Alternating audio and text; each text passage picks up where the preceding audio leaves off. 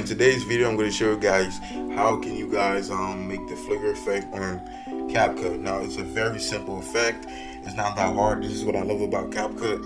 It is not a hard app. Everything is extremely easy, extremely simple. You know, everything is just layers and the editing. So let's get into this video. But before we start this video, make sure to give this video a like and comment. You know, that's all you have to do. And let's get into this. You want to create a new project. Okay, so let's just select, give me a few seconds. Okay, let's just pick this. Let's say Broly vs. Vegeta. Okay, let's just take this part, cut it, okay. That's what we're gonna do. Now we're gonna go to text, alright? We're gonna go to text, we're gonna make a dot. You're gonna make that, you're gonna go to style, you make it black.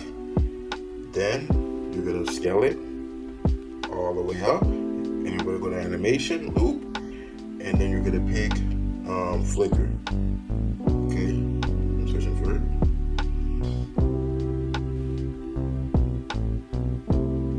No, it's called flash, my bad guys.